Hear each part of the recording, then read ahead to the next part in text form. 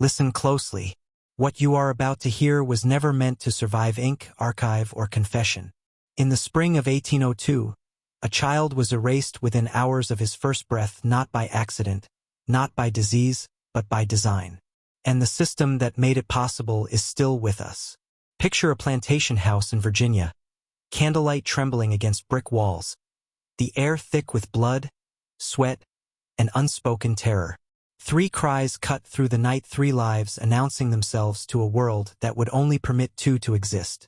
In that room, power made a choice. And once you understand that choice, you will never see history or yourself the same way again. This is not simply a story about a woman or a birth gone wrong.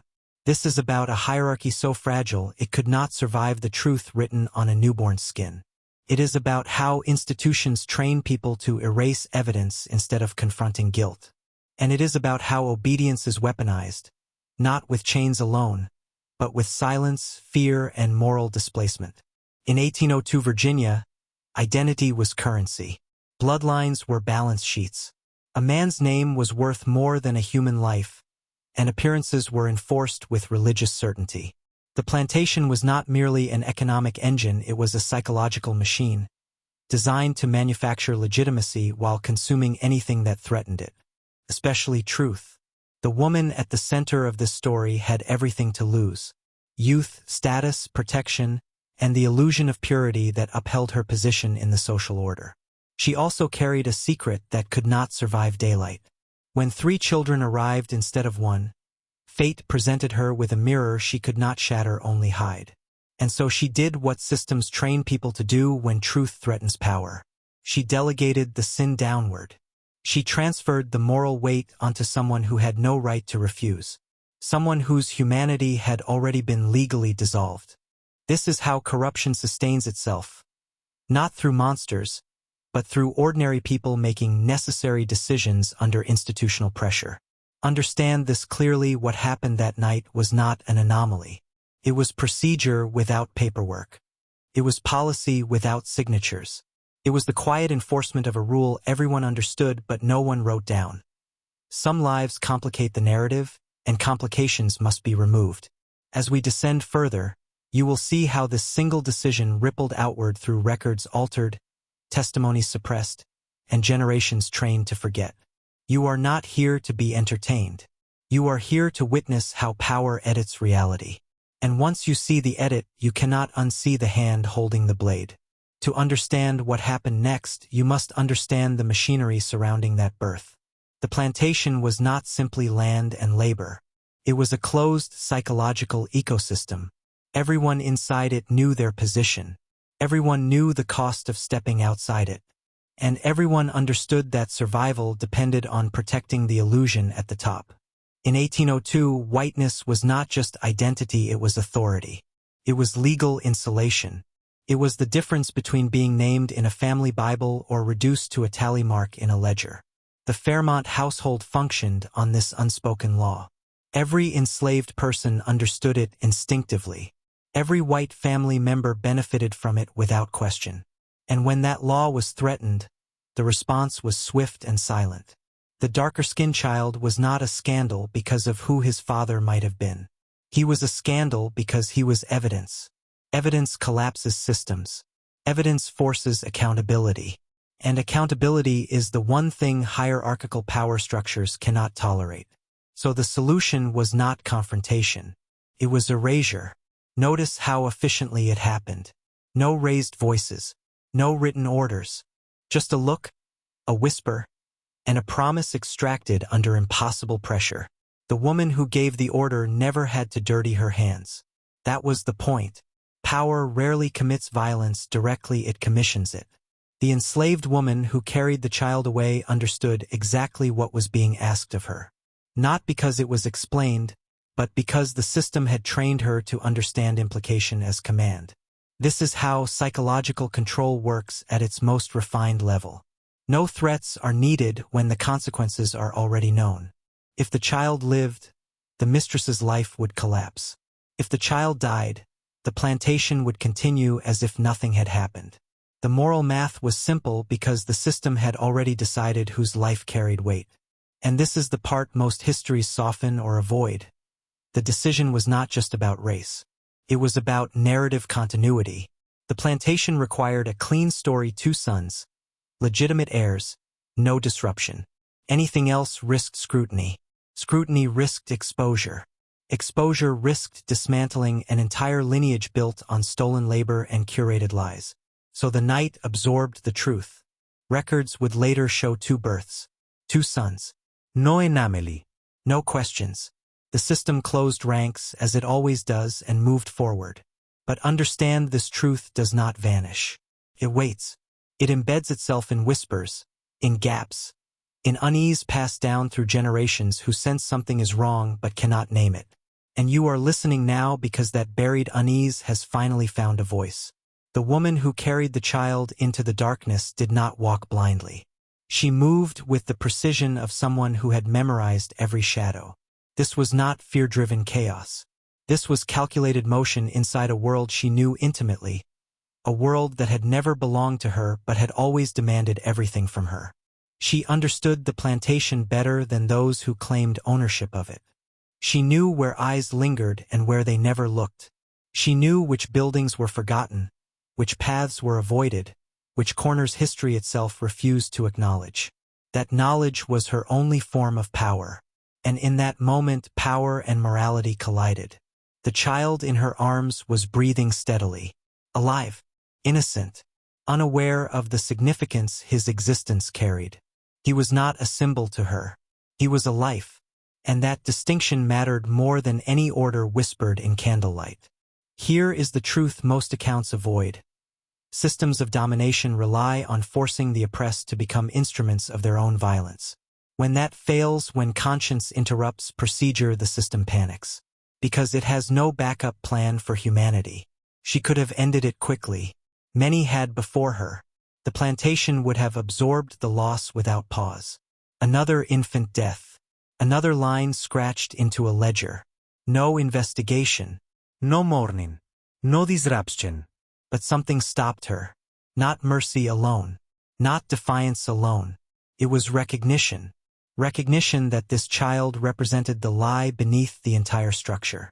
That his very skin contradicted the mythology of purity, order, and divine right that justified everything around them. Saving him would not just spare a life. It would fracture the illusion. So she made a choice the system had not anticipated. She redirected the narrative. She carried the child not toward silence, but toward obscurity, into a space where he could exist without threatening the hierarchy directly. This was resistance without rebellion. Survival without permission. The cabins at the edge of the plantation were invisible to the official record. Lives there were counted only when labor was required. Births were rarely documented. Deaths even less so. It was the perfect blind spot. And understand this clearly. The child did not vanish. He was relocated out of legitimacy, out of inheritance, out of history's approved memory. This is how institutions bury truth without killing it. They push it to the margins and call the margins non-existent. Generations later, people would sense something missing. A gap in the story. A silence too precise to be natural. But without language, without documents, without permission to question, that silence endured. Until now. By morning, the plantation returned to its routine. That is the most disturbing part. The sun rose. Breakfast was served. Orders were given. 2 infants were announced to the world. And one was never mentioned again. This is how power survives its own crimes, by continuing as if nothing happened. No official record ever noted a 3rd child. Courthouse documents list 2 births. Family letters celebrate double fortune. Church registers remain clean. The system did not need to destroy evidence. It simply refused to create it. And here is where the deeper mechanism reveals itself. Everyone involved knew. The doctor suspected. The enslaved women understood. The husband accepted what was convenient to accept. Silence became a collective agreement. Not because of loyalty, but because breaking it offered no reward, only consequences. This is institutional manipulation at its most effective. No one person feels fully responsible. Guilt is distributed so thin it becomes invisible. Each participant tells themselves a smaller lie until the truth is unrecognizable. And this pattern did not end in 1802. You have seen it echoed in corporations, governments, families, and systems that punish truth-tellers while rewarding compliance. The names change. The uniforms change. The mechanism does not. Halfway down this descent, I need you to do something deliberate. This is not about superstition. It is about awareness. In the comments, write this phrase twice exactly as it is. I see the hidden. I see the hidden. Do it twice. Not once. Twice. This is not for me. It is for you. It marks the moment you stop consuming stories and start recognizing patterns. Because once you see how easily reality can be edited, you begin to notice where it is still happening. The child who disappeared that night grew up outside the official world. No inheritance. No protection. No name that connected him to power. But he carried something far more dangerous than legitimacy. He carried proof. Proof that the system was fragile. Proof that its rules were enforced, not natural. Proof that bloodlines were myths maintained through fear and selective blindness. And systems hate proof more than rebellion. Rebellion can be crushed. Proof spreads quietly. That is why this story matters. Not as tragedy but as a blueprint. Years passed. The plantation prospered on paper. The two sons inherited land, status, and the illusion of unbroken lineage. Outwardly, the Fairmont name endured. Inwardly, something rotted. Because suppressed truth does not disappear, it mutates. Whispers followed the family. Questions without sources. Rumors dismissed as envy or superstition. Why did the boys look less alike as they aged? Why did certain records seem altered? Why did older enslaved workers fall silent when specific names were mentioned? These were not coincidences. They were pressure leaks. The child who had been hidden lived in the shadow economy of the plantation world. He labored. He learned. He observed. He saw how power moved, how language shifted depending on who was listening, how rules bent for some and snapped for others. He learned the real curriculum of America before it had a name. And here is the part that history finds uncomfortable. Systems built on erasure create their own witnesses.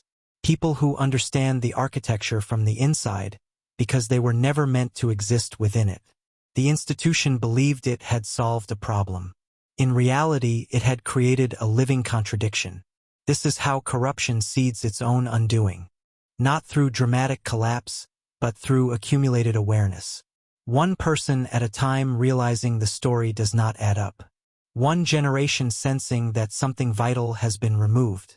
By the time official slavery ended, the damage was already encoded into law, economics, and psychology. The same logic that erased a child in 1802 would later justify segregation, redlining, and silence disguised as order. Different language, same machinery. And that is why this story is dangerous. Because it forces a recognition that power has always depended on controlling which truths are allowed to exist. That identity has been engineered. That history is not what happened, it is what survived permission. You are not listening to a ghost story. You are listening to a case study in how reality is curated. And as we continue deeper, you will see that the most forbidden knowledge is not what they hid but how easily it worked. Once you understand that, you can no longer be managed by appearances alone. By the time the hidden child reached adulthood, the world around him had shifted just enough to pretend it had changed. Laws softened their language. Churches adjusted their sermons. Masters spoke of benevolence instead of ownership. But the underlying structure, the hierarchy of worth, remained intact. He lived inside contradiction, too visible to be ignored, too inconvenient to be acknowledged. He carried features that mirrored the household he was barred from, and that alone made him dangerous. Not because he spoke, but because he existed. This is the phase of corruption most people never study. Maintenance. After the initial crime, systems invest more energy into sustaining the lie than they ever spent creating it. Silence becomes ritual. Denial becomes tradition. Children are taught not to ask certain questions, not because answers are unknown, but because they are known too well. Inside the plantation's orbit, the hidden child learned restraint. He learned when to lower his eyes, when to disappear into work, when to listen instead of speak. This was not submission. It was reconnaissance. He was mapping a system that had never planned for his survival. And survival itself became a form of resistance. Those in power sensed something they could not articulate: a discomfort and instability. They blamed weather, economics, outsiders. Never the truth. Institutions rarely self-diagnose. They externalize threat because looking inward would expose the rot. This is how psychological control persists across generations. You are not beaten into obedience. You are trained into it, rewarded for compliance, isolated for deviation, and most importantly, you are taught to doubt your own perception. But perception is stubborn. The hidden child saw how authority behaved when unobserved. He noticed which rules were enforced and which were performative. He understood that morality shifted depending on who benefited. This knowledge did not make him powerful in the conventional sense, but it made him immune to illusion. That is the kind of awareness systems fear most. Not anger, not rebellion, clarity, because clarity cannot be negotiated with, cannot be bribed, and it does not forget. As decades passed, the original participants died. The woman who made the decision, the man who accepted the lie, the doctor who looked away, their graves filled. Their names remained. Their secret outlived them all. This is how institutional guilt functions. It outlasts individuals. Responsibility dissolves into tradition. No one feels accountable because no one feels alone in the act. It's how things have always been becomes the most powerful anesthetic ever invented. But here is what history rarely admits. Suppressed truth leaves fingerprints. You see it in inconsistencies, in sudden rule changes, in the obsession with appearances, in the overreaction to minor challenges. When a system is confident, it does not panic. Panic is the sound of a threatened narrative. The Fairmont lineage guarded its image fiercely. Too fiercely. They corrected rumors aggressively. They avoided certain conversations. They invested heavily in respectability. This was not pride, it was defense. Because somewhere beneath the rituals and titles was an unacknowledged fracture. A reminder that legitimacy had been curated, not inherited. That the foundation was not as clean as it appeared. This pattern repeats everywhere power concentrates. Empires, corporations, governments, families. Any structure that prioritizes continuity over truth eventually becomes hostile to reality itself. And men sense this instinctively. You feel it when rules contradict reason, when honesty is punished more than wrongdoing, when appearances matter more than outcomes. That unease is not weakness. It is pattern recognition. The hidden child's life never made it into textbooks, but his existence shaped behavior, shaped fear, shaped decisions made long after his name was forgotten. That is the final insult of erasure, not just removing someone from history, but using their absence to control others. And once you see that, you begin to recognize how many modern systems are built the same way. Clean on the surface, fractured underneath, maintained through silence. This is where the descent ends and where awareness begins. The story you've heard is not about the past. It is about a mechanism. One that selects which truths are allowed to exist and which must be buried for the structure to survive. The year changes. The setting changes. The mechanism does not. The darkest knowledge is not that people committed cruelty. That is obvious. The darkest knowledge is that cruelty was not the point. Stability was, image was, continuity was, human cost was secondary. Once you understand that, you stop asking why systems fail people and start asking who they were designed to protect. The child who was hidden did not need recognition to matter. His existence alone exposed the fraud at the heart of inherited power. And that exposure echoes forward into every institution that demands obedience without transparency. You are not meant to leave this story feeling haunted. You are meant to leave it sharpened. Because men who understand how narratives are constructed cannot be easily manipulated by them. Men who recognize erasure can spot it in real time. Men who see the hidden are no longer dependent on permission to think. This is why such stories were buried. Not because they are shameful, but because they are instructive. They teach you where power lies, how it protects itself, and what it fears most. Not rebellion, not noise, but awareness. And once awareness takes root, the illusion never fully recovers. That is the danger of this knowledge. And now it belongs to you,